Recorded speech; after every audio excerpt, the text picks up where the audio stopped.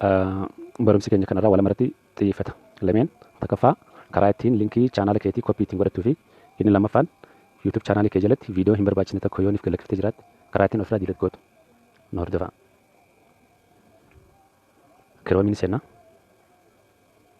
asirra dhufneeti maqaa chaanaala keenyaatti barreessina jechuudha.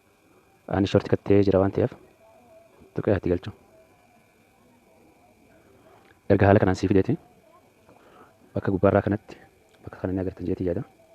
Sakandii lamaaf akka saqqaddanii teessaniin akkanatti eega sii fidee immoo mallattoo koppii kana tuutan jechuudha. Laal kan jidduudha kana asirratti yoo tuutan koppii ta'ee jira jechuudha linkiin keessan.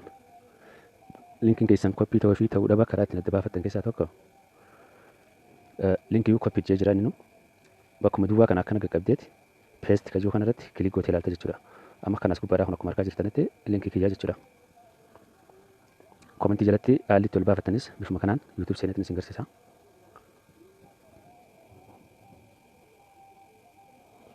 Fakkeenyaaf komentii jalatti linkii keessan ol baafachuu barbaadan viidiyoo kana irratti kilikaa godhee isin garsiisu jechuudha.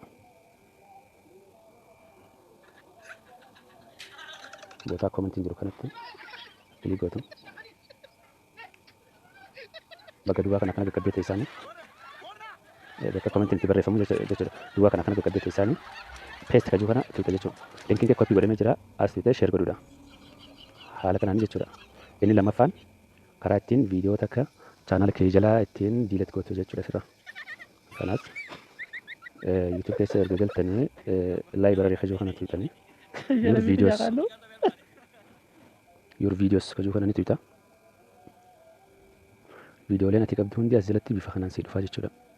Fakkeenyaaf ani takka haqee isinitti agarsiisu isii gabaabduu tana qabxii sadeen moggaarraa kananitu akkana sii fidaa kunoo isa shanaffaarra jiru kana diilet kajuu kana haala kanaan sii fidaa kunoo amma diilet godheetiin jira jechuudha. Bifa kanaan ofirraa balleessuu dandeessa jechuudha. Barumsi kee yoo isiniif hin galle komentii jalatti yaada naa barreessaa. Yoo isin gammachiisee jiraate immoo laayikiidhaan jajjabeessaan isiniin jaa galatoomaa.